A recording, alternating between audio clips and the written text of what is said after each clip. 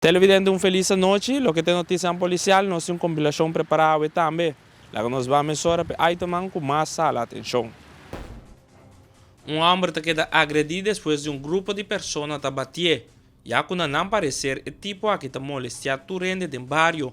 Los fotógrafos, sáquenme fotografía, mírenlo ahí, que yo porque me dan patada y matarme que tienen estos tigres aquí. Estava de hora de noite com patrulha policial vai riba Mirla para ter o Buena Vista para atender o caso aqui. O homem não dá com objeto e ela decidiu de vai bem e quebrar glas de um veículo que pertence a ele não com agredir. Passou de malo neste momento e patrulha policial passa. Não arresta tipo para destruição. A pedir ambulância também no sítio para se a vítima receber tratamento.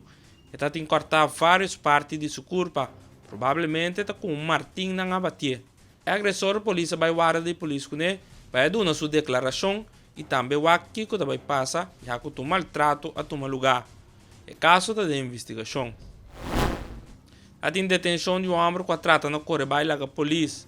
Patrulha que estava a correr riba Santo Domingo, aqui no vecindário, a tomar nota de um veículo branco com 3 tipos de mirando com o tempo vira a gente não decide que não pare auto para ver quem é sospechoso não está. Maneira tipo não mira a gente não vindo na direção, 2 de não baco vai fora do auto. A start perseguição na pia, hasta tem tiro de advertência com a cai fora arma regulamentar de polícia. Depois de um rato logra pôr mão riba de tipo não, pero outro se a corre vai. A controlar de mundo caminho daí, o accidente mira algo fora de lei, pero não há nada.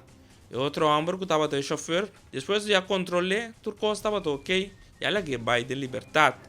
O veículo se queda confiscado e é onde tem que tomar auto na guarda de polícia. Central de polícia dirige patrulha policial na Zelândia para um acidente que toma lugar que aparentemente tem uma pessoa herida. Patrulha policial vai na urgência para tomar nota do que está passando. Na altura de Daytime, Zelândia, e na tomar nota de uma dama de um SUV. Ela para controle com seu veículo e vai dar de porta de curar de negócio. Está tendo dano tanto no veículo como no curar de negócio. Pero não tem pessoa herida. A tomar dados e também chama forenses para se registrar o acidente. Que compõe que a dama vai dar de curar se não te conhece para telenotícia. Essa aqui é o que nós temos preparado para o televidente. Danke por sintonizar a secção policial e seguir em sintonia de telenotícia.